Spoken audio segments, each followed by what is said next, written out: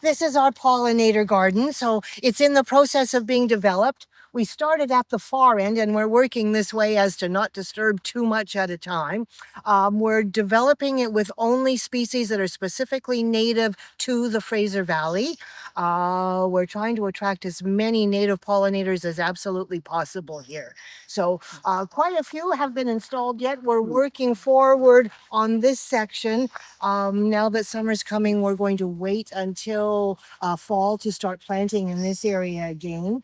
Wonderful groups of people have been coming out and helping us. We've got a group of ladies from the University Women's Group that come every Wednesday morning to help with this project. And we've had student volunteers from some of the local high schools come out and help us too with some of the heavier work with this, which is fantastic. So nice to have them here helping out with that. So this one was just installed this spring. We're going to keep an eye on it now for water for the next year, but it's very drought tolerant.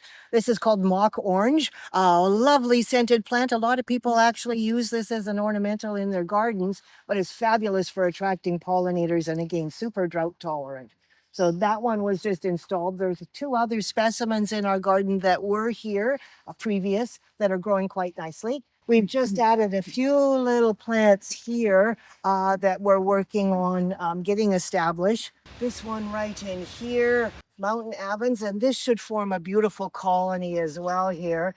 We've got a couple of Mahonia repens in here that are just coming along nicely. This area we've just installed last year. It's developing out really beautifully. We're really happy with this right now.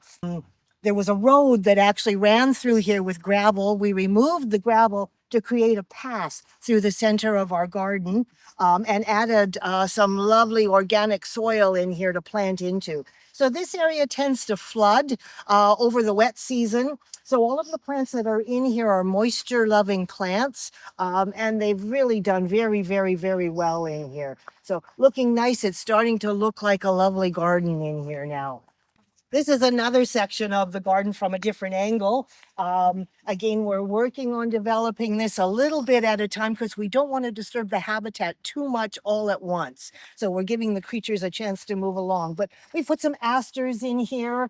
We put some arnica, some monkey flower.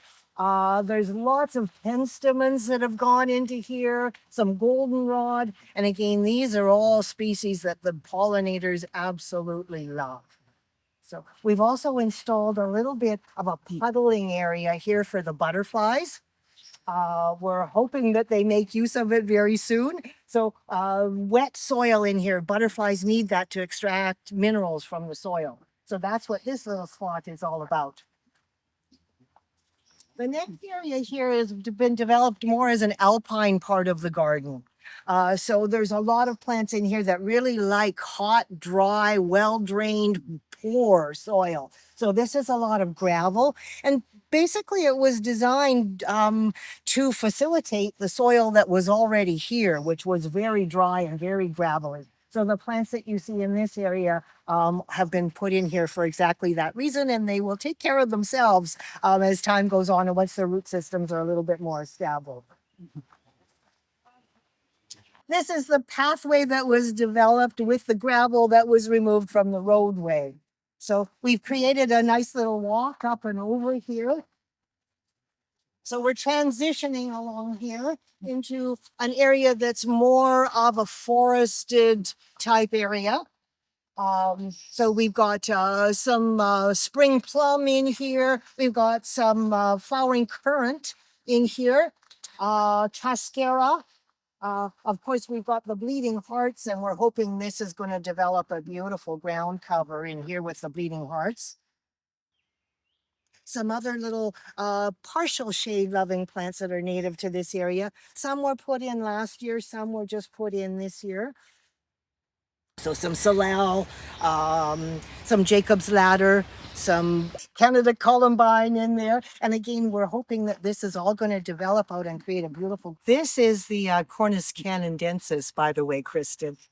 Okay. So that's it there. That's the little perennial dogwood. Yeah, it just creates a ground cover. And we're hoping that's what will happen. Berry, yes, snowberry. This is a lovely little plant that the bumblebees absolutely adore. And you wouldn't think they would because they're big and these flowers are so tiny, but they love it. It's one of their favorites, actually. Yep. This is still in development. We're trying to get these to establish. These are the yellow wood violets. They're taking their time, but it will form a colony along here eventually. And again, this one's a larval food for the Fritillaria meadow butterfly. So really important to have in here as a larval food. That's one of the components that people often forget about pollinator gardens is that we need specific larval food for these guys to survive as well. So that's what we're trying to do here. We're creating nectar plants and larval food and habitat. Yeah. Are there any species at risk pollinators that you think might rely on some of the plants you have in here? Butterflies, for sure. Butterflies, yeah. That's really awesome. Yeah. Yeah. Our butterflies, well, and the bees. I mean, we know that at this point over the last 40 years that probably about 40% of our bee species, native bee species, have disappeared. Yeah, really important. So this kind of a garden is super important for allowing them to survive. Mm-hmm. Mm-hmm. And I feel like something that a lot of folks don't realize too is that you can garden with these native plants and still have a very what's the word I'm looking for? Like a very colorful and very like beautiful to look at garden that also provides that important food source for the pollinators.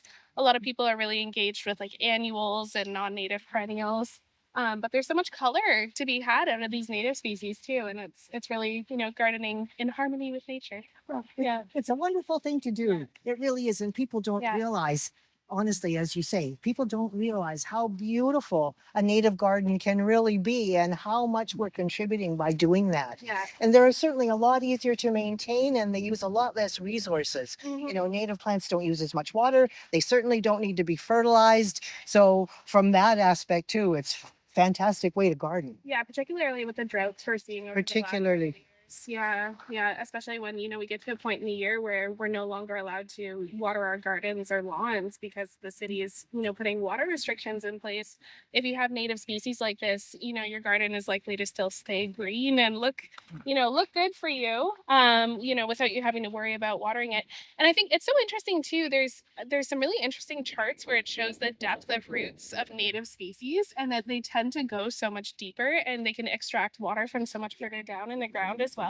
Whereas with the non-native like grasses or annual plants, like it's just a thin little layer of roots, and that's why they require so much water to get dried out very quickly.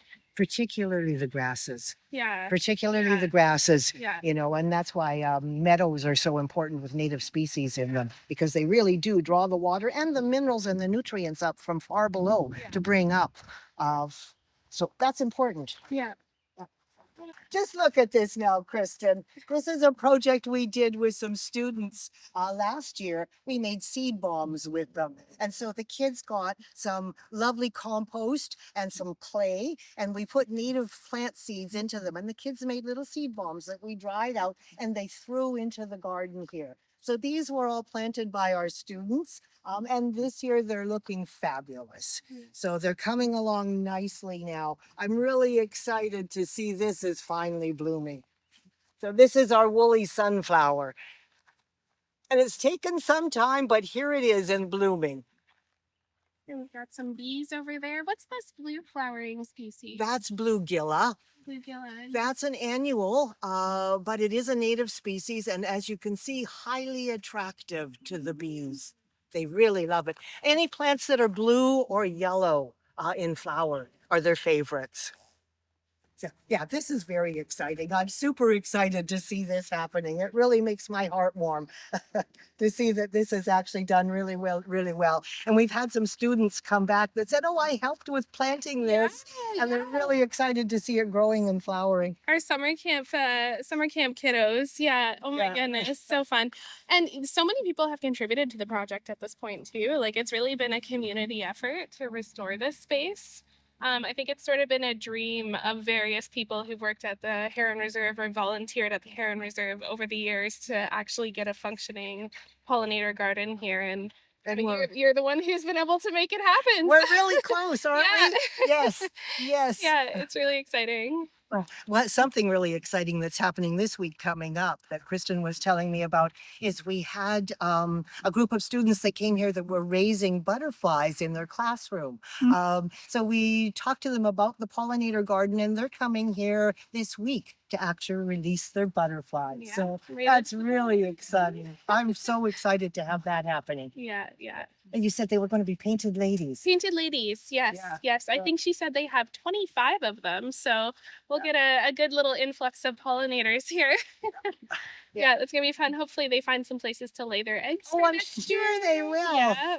And I feel like that really speaks to, I mean, we did the BioBlitz today, and that's kind of just like a snippet of the amount of volunteer work that goes into, stewarding the Heron Reserve, and doing these really great like restoration projects or habitat creation projects. Like this is just one example today of how much work has gone into this place from the community. I think we've had about 18 or 20 people in total. And it's just awesome to be able to do this species inventory that we have going on today because, historically we've been pretty short in terms of conservation staff hours. So without the volunteers, it really wouldn't be possible for us to do this kind of work. We're a 325-acre site. And so, monitoring and maintaining the site and doing things like invasive species control, I mean, we couldn't do any of that without volunteers. So it really goes a long way. So it's always awesome to have folks come out and join us here. And it's a great opportunity to get outside. It was a beautiful day today. We had a perfect day for it. So we're always looking for volunteers with the pollinator garden as well. If anyone wants to join us, we're here on Wednesday mornings from 9 until 11 o'clock.